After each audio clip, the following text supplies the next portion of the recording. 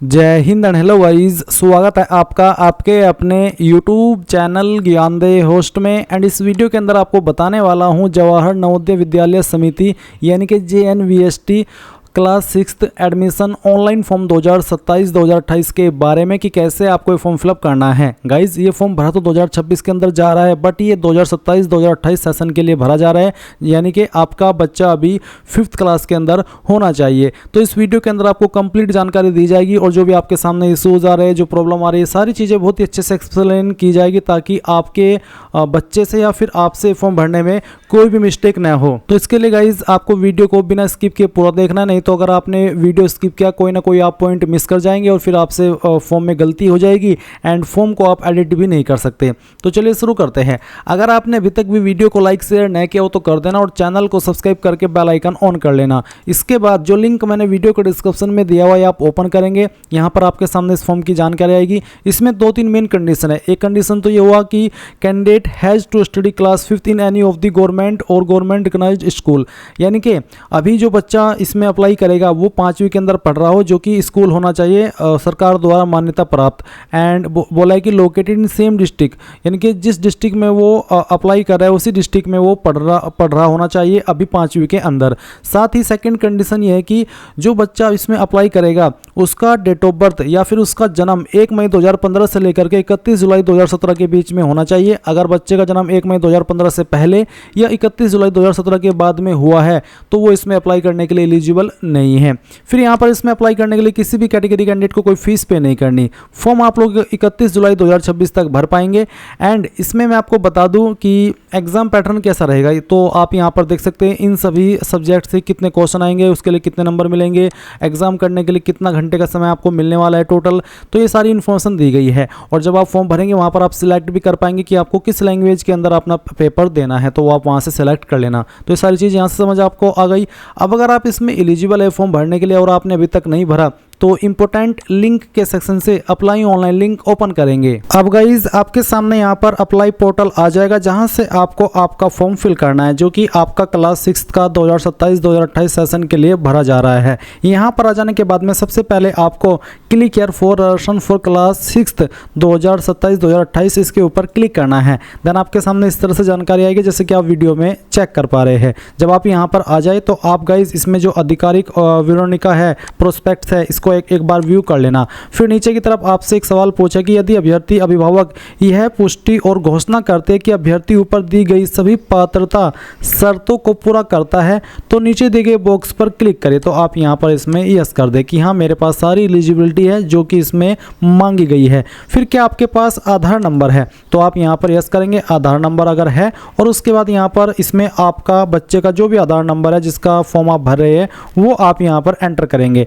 And यहाँ पर बोला कि if the candidate is applying for registration to JNVs in district Yanam and Mahe of Puducherry UT में apply through the alternate mode of registration through residence certificate, यानी कि अगर आप इन दो जगह से आते तो फिर आप यहाँ पर रेसिडेंस सर्टिफिकेट के माध्यम से अप्लाई कर सकते हैं। एंड अगर आपके पास यहाँ पर या फिर आपके बच्चे के पास आधार कार्ड नहीं है तो आप इसमें नो करेंगे। नो करने के बाद में आपको यहाँ पर एक इस तरह का विकल्प देखने को मिलेगा जहाँ पर है कि आपका पंजीकरण अस्थायी होगा। कृपया निवास के जिले के संबंध में अभिभावक या फिर अभ्यर्थी का कोई भी सरकारी अनुमोदित निवास प्रमाण पत्र अपलोड करे। तो उनको यहाँ पर जिनके पास आधार नहीं है उनको निवास प्रमाण पत्र यहाँ पर देना होगा, या तो अभिभावक का या अभ्यर्थी का। और इसमें जो साइज रखा है वो आपका 50 से 300 KB के बीच में रखा है आपके सर्टिफिकेट का, और वो JPEG या फिर JPG का चल जाएगा। तो जो भी आप माध्यम सेलेक्ट कर रहे हैं वही आप यहाँ पर सेलेक्ट कीजिए अपनी मर्जी से। मैंने दोनों का बता दिया। आधार नंबर तो आधार नंबर डाल करके सबमिट कर देंगे। एंड अगर आप रेसिडेंस सर्टिफिकेट से कर रहे हैं अब बच्चे के या फिर अभिभावक के तो वो भी आप कर सकते हैं। उसके बाद आपको सबमिट के ऊपर क्लिक करना है। अब गाइज आपके सामने यहाँ पर इस तरह का इंटरफेस आएगा। एंड मैं आपको बता दूं अगर आप आधार के माध्यम से कर रहे हैं तो मे बी आपको यहाँ पर इसमें आपकी डिटेल्स जो आधार के अंदर आपने भरी हुई है जैसे कि नाम, फादर नेम, वो यहाँ पर आपको ऑटोमेटिकली दिख सकती है। अब क्योंकि मैंने रेसिडेंस सर्टिफिकेट के माध्यम से आगे बढ़ा हूँ तो मैं यहाँ पर मेरे सामने जो इंटरफेस आ रहा है उसके अकॉर्डिंग आपको जानकारी दे रहा हूँ। तो जब आप यहाँ पर आए इसमें आपको देखने को मिलेगा नेम ऑफ द कैंडिडेट। आपको यहाँ पर जो भी बच्चे का नाम है वो यहाँ पर डाल देना है। उसके 5वीं के जो सर्टिफिकेट है या फिर जो उसका जो भी 5वीं का प्रूफ है उसके अकॉर्डिंग। फिर यहाँ पर फादर नेम आप डालेंगे बच्चे का, और उसके बाद में यहाँ पर बच्चे के जो माताजी है उसका नाम आप डालेंगे। बच्चे का जेंडर सेलेक्ट करेंगे। डेट ऑफ बर्थ क्या है बच्चे की वो आपको यहाँ पर सेलेक्ट कर लेनी है, जैसे कि मैं आपको यहाँ पर सेलेक्ट करके दिखा रहा हूँ इस तरह से। और उसके बाद में आप यहाँ पर देखेंगे मोबाइल नंबर, तो जो अभिभावक है बच्चे के उनका मोबाइल नंबर यहाँ पर डाल देना है। फिर ईमेल आईडी डाल देनी है। उसके बाद में कास्ट कैटेगरी क्या है वो भी आपको यहाँ पर सेलेक्ट कर लेनी है। जैसे कि यहाँ पर मैंने ओबीसी सेलेक्ट किया तो बोला है कि uploading the category certificate is not mandatory, however valid certificate में बी अपलोडेड, यानी कि जो कास्ट सर्टिफिकेट है वो अपलोड करना अनिवार्य नहीं है, बट अगर आपके पास है तो आप उसको अपलोड कर सकते हैं। उसके बाद यहाँ पर डिसेबिलिटी पूछा, विकलांगता यदि कोई है तो आपको बताना है, जैसे कि ऑर्थोपेडिक, विजुअल या फिर हियरिंग, नहीं है तो नन कर देंगे। उसके बाद जो भी एड्रेस है आपका वो एड्रेस आपको यहाँ पर डाल देना है, और जो भी पिन कोड है वो भी आपको यहाँ पर डाल देना है। पिन कोड के अलावा जितना भी एड्रेस बचता है वो आप यहाँ पर एड्रेस के सेक्शन में फिल कर देंगे। फिर आपको बताना है यहाँ पर रेसिडेंटल स्टेट, तो कौन सी स्टेट के निवासी है बच्चा या फिर आप, वो आपको बताना है। उसके बाद में डिस्ट्रिक्ट कौन सी है आपकी वो बता देना है, और उसके बाद में ब्लॉक कौन सा है वो ब्लॉक भी आप यहाँ पर सिलेक्ट कर लेंगे। ब्लॉक सिलेक्ट करने के बाद में यहाँ पर आता है कि क्या आप NIOS 1/4/2026 टू 15 सितंबर 2026 के अभ्यर्थी है। RUN बेसिकली इंग्लिश के अंदर लाइन है, तो अगर आप है आप यहाँ पर यस कर देंगे, नहीं तो आपको यहाँ पर नो कर देना है। इसके बाद यहाँ पर एक और सवाल है कि क्या कक्षा 5वीं की पढ़ाई का जिला और निवास का जिला एक ही है, यानी कि जहाँ पर बच्चे ने 5वीं की है और जहाँ पर वो रह रहा है क्या वो एक ही जिला है। अगर हाँ तो यस, और अगर नहीं तो आप नो करेंगे। नो करने पर आपके सामने नीचे के ऑप्शन एक्टिव होंगे, जहाँ पर पूछा कि उस राज्य का चयन करें जिसमें अभ्यर्थी कक्षा 5 में पढ़ रहा है, उस जिले का चयन करें जिसमें अभ्यर्थी कक्षा 5 में पढ़ रहा है। ये आपको बताना होगा, पहले स्टेट फिर डिस्ट्रिक्ट और उसके बाद में ब्लॉक। बट अगर आपका बच्चा वहीं पर पढ़ रहा है जहाँ पर आप निवास करते हैं उसी जिले के अंदर, तो आप यहाँ पर यस कर देंगे। फिर आपको देने की आवश्यकता यहाँ पर नहीं पड़ेगी, ऑटोमेटिकली यहाँ पर फिल्ड हो जाएगा आपकी ऊपर भरी हुई जानकारी से। इसके बाद यहाँ पर देखेंगे मीडियम ऑफ एग्जामिनेशन, तो किस लैंग्वेज में आपको एग्जाम देना है। जो लैंग्वेज आप सिलेक्ट कर लेंगे फिर उसी में आपको पेपर देना होगा, और बाद में आप इसको बिल्कुल भी चेंज नहीं कर सकते। इसलिए सोच समझ करके ही सिलेक्ट करना है कि किस मीडियम में आपके बच्चे को एग्जाम देना है। इसमें काफ़ी सारी लैंग्वेज में यह एग्जाम होता है। उसके बाद आता है प्रीवियस स्कूल डिटेल, तो यहाँ पर आपको एक एक करके डिटेल्स देनी है, पहले कक्षा 3 की, फिर कक्षा 4 की, और उसके बाद में कक्षा 5 की। जैसे कि यहाँ पर स्कूल का नाम जो आपका कक्षा 3 था वो आपने किस स्कूल से किया, जैसे कि मैं यहाँ पर स्कूल का नाम लिख देता हूँ।